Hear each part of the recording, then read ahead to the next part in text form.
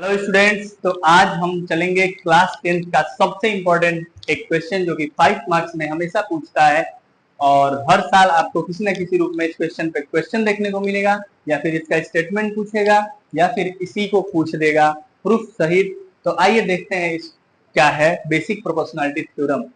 Basic proportionality theorem का मतलब होता है, आपको लिखेगा state and prove BPT.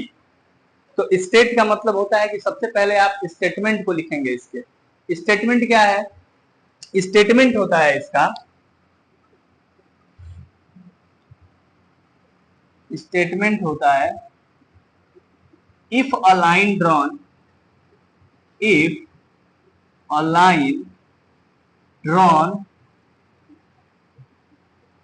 Parallel to one side of a triangle, if a line drawn parallel to one side of a triangle, it intersect the other two side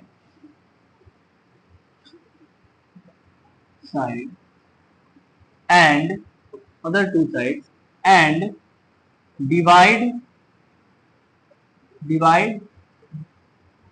the other two side, divides the other two sides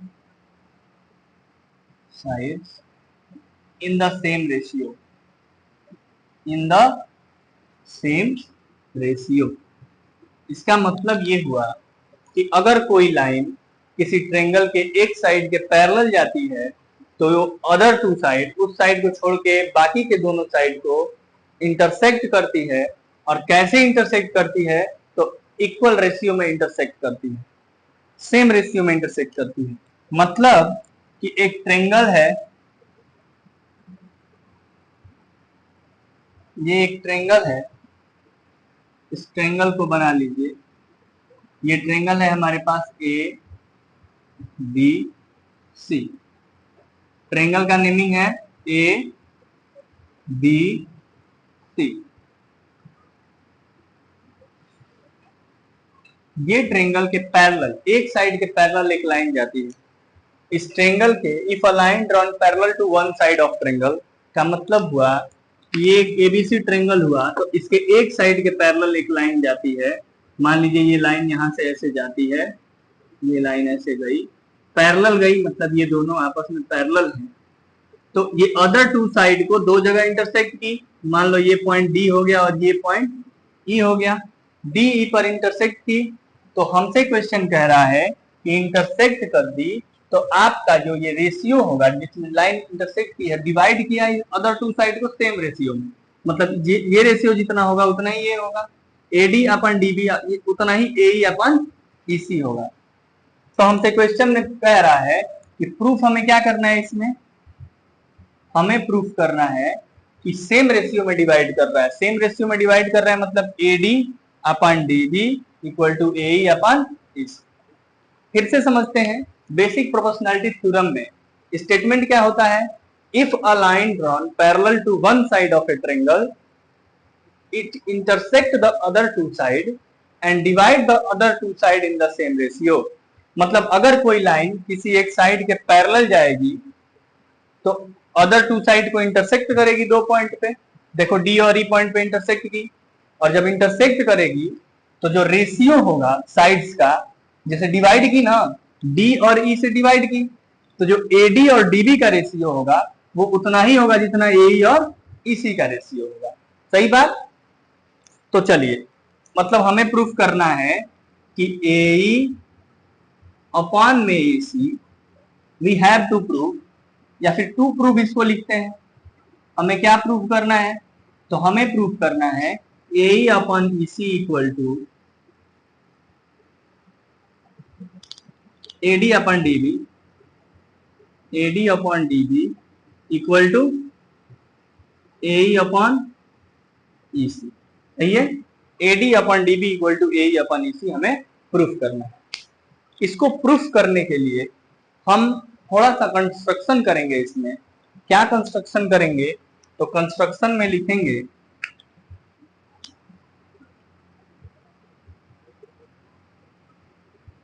construction में लिखेंगे कि draw ई से एक perpendicular इस पे draw करेंगे। मान लीजिए हमने ड्रॉ किया ई एफ, क्या इसमें कंस्ट्रक्शन किया, हमने कंस्ट्रक्शन किया draw E F perpendicular AD and DG perpendicular A. EF जो है वो परपेंडिकुलर ड्रॉन किया एडी के, और डीजी है वो परपेंडिकुलर ड्रॉन किया ए के। ठीक है, अब प्रूफ पे चलते हैं। इसका प्रूफ कैसे करेंगे? तो प्रूफ करेंगे कि सबसे पहले हम लेंगे कि इन एरिया ऑफ ट्रेंगल, और एक और कंस्ट्रक्शन कर लेते हैं। ये कंस्ट्रक्शन नहीं है, ये ज्वाइन कर लेते हैं सी डी और बी को।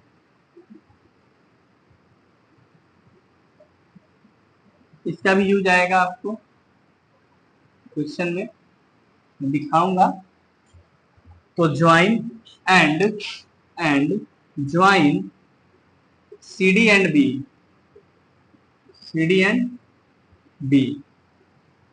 Now we come to proof area. We have known that area of triangle equal to half of base into height. area of triangle का फॉर्मूला होता है half of base into height. तो area of triangle ADE क्या होगा?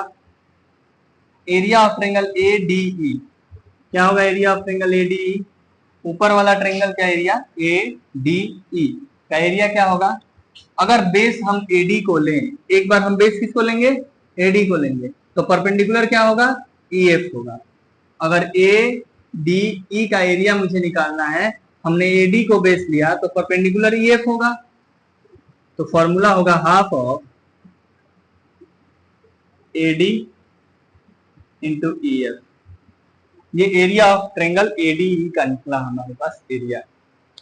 अब एक बार again area of triangle अगर हम ले BDE का, BDE का एरिया लेंगे तो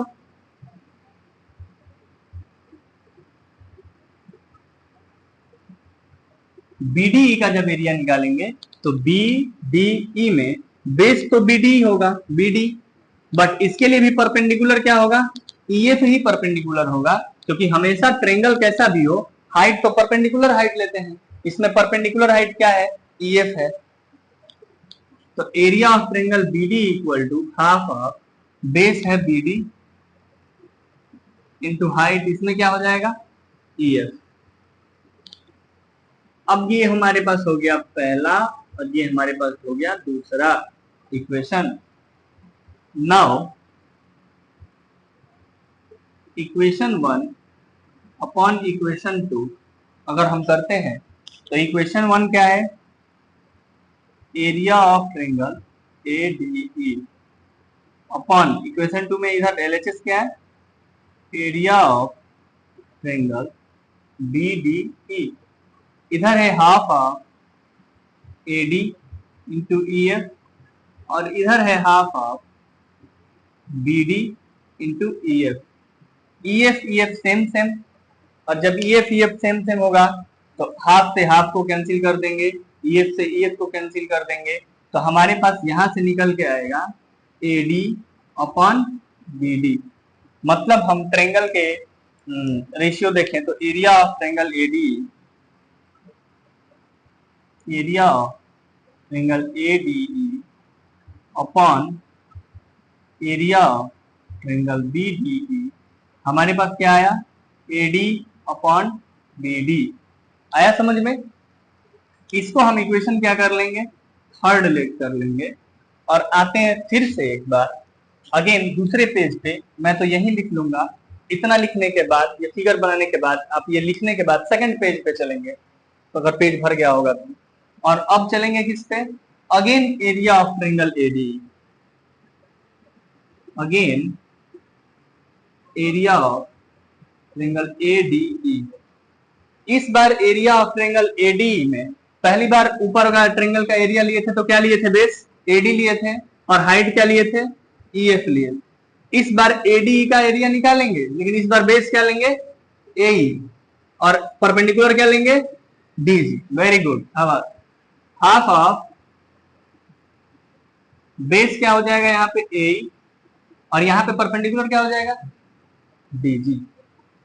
और एक बार ट्रायंगल का एरिया निकालेंगे कौन सा, C D E, area of triangle C D E. C D triangle का एरिया क्या होगा, तो सी डी ट्रायंगल में बेस क्या होगा सी, और इसमें परपेंडिकुलर हाइट क्या होगा डीजी। तो हाफ ऑफ बेस क्या होगा यहाँ सी, और परपेंडिकुलर हाइट क्या हो जाएगा डीजी। हम इक्वेशन 3 तक मान चुके हैं, तो हमारे पास ये हो जाएगा चौथा इक्वेशन और ये हो जाएगा पांचवा इक्वेशन। अब हम अगर इक्वेशन 4 अपन इक्वेशन 5 करते हैं तो हमारे पास क्या आएगा, area of triangle A D E upon area of triangle C D E is equal to, ऊपर का ट्रायंगल पहला है half of A into D G, और नीचे है half of C into D G. फिर से एक बार हमारे पास क्या होगा, हाफ से हाफ कैंसिल होगा कर दो, डीजी से डीजी कैंसिल होगा कर दो, क्या निकल के आया हमारे पास यहाँ पे, इस बार निकल के आया ए अपन ईसी या सी, ईसी या सी, सी है इसी भी लिख सकते हो। Area of triangle A D upon area of triangle C D E. अब ये इस क्वेश्चन कौन सा हो जाएगा 6 नंबर। अब जरा हमारे पास हमने अभी तक क्या किया है एक बार और रिकॉल करते हैं। हमें कहा था कि स्टेटमेंट लिखो, स्टेटमेंट लिख दिया। प्रूफ करने में सबसे पहले क्या किया हूं, ये बहुत सारे इक्वेशन देख के डरना नहीं है, क्योंकि पहले ऊपर के ट्रायंगल का एरिया लेना है। समझो ऊपर के ट्रायंगल का एरिया कैसे लोगे, एक बार एडी का एरिया लोगे तो इसको बेस लोगे, इसको हाइट लोगे, और एक बार ये वाले ट्रायंगल का एरिया लोगे जिसमें इसको बेस लोगे और इसी को हाइट लोगे ईएफ को, ठीक है।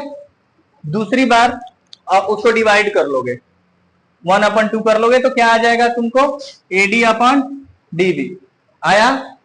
दूसरी बार में ऊपर वाले ट्रायंगल का एरिया लोगे, लेकिन इस बार बेस क्या लोगे ये वाला, समझ में आ रहा है, और हाइट क्या लोगे डीजी।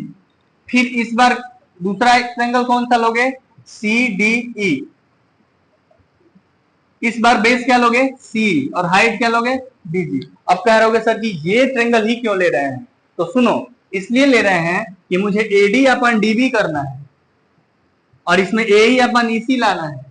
एडी अपन डीबी कब आएगा, जब एक बार इसको बेस लेंगे इसको हाइट लेंगे और फिर इसको बेस लेंगे और इसको हाइट लेंगे। तो आया समझ में, इतना बात क्लियर हुआ। इसके बाद थर्ड और ये 6 इक्वेशन में फ्रॉम इक्वेशन 3rd and 6 आपको दिख रहा होगा कि सर दोनों में ऊपर एडी है इधर भी एडी है, देख रहे हो ये दोनों equation from equation 3 and 6, from equation 3 and 6 area of triangle AD ऊपर इसमें भी है और एरिया ऑफ ट्रायंगल एडी ऊपर इसमें भी है। तो अगर ये एरिया ऑफ ट्रायंगल बीडी और इसमें एरिया ऑफ ट्रायंगल सीडी बराबर हो जाए तो हमारे पास एलएचएस दोनों तरफ का बराबर हो जाएगा, और आरएचएस ही तो मुझे लाना है। मुझे प्रूफ क्या करना है, एडी अपन डीबी या BD equal to A upon EC, यही तो लाना है। तो अगर इसका एलएचएस दोनों का बराबर हो जाए तो हमारा काम बन जाएगा। अब बराबर कैसे होगा, तो हमें पता है कि बीडी ट्रायंगल का एरिया, बीडीई ट्रायंगल का एरिया और सीडीई ट्रायंगल का एरिया दोनों इक्वल होता है। क्यों इक्वल होता है, क्योंकि triangle on the same base between the same parallel, मतलब ये देखो दो पैरेलल लाइन के बीच का ये दोनों ट्रायंगल है, ठीक है। Triangle on the same base between the same parallel are equal, दो पैरेलल लाइन के बीच का ट्रायंगल है, दोनों का ये नीचे बेस सेम है, तो ये ट्रायंगल का एरिया भी सेम होगा। तो हम फ्रॉम इक्वेशन 3 and 6 लिखेंगे कि area of triangle BDE and CDE are equal. अब ये लिखने के बाद यहां लिखेंगे तो A D upon D B is equal to A E upon E C, और यही हमें लाना था, यही लाना था ना स्टार्टिंग में। अब आप देखिए A D upon D B equal to A upon E C आ चुका है, और इसको लिख देंगे हैंस प्रूफ। इतना लिखने से आपको पूरा का पूरा नंबर मिलेगा। इसी के साथ हम उम्मीद करते हैं कि आपको ये वीडियो अच्छे से समझ में आया होगा। अगर नहीं आया होगा तो कमेंट में बताइएगा, इसको फिर से अच्छे से समझाने का प्रयास किया जाएगा। Thanks for watching, thank you.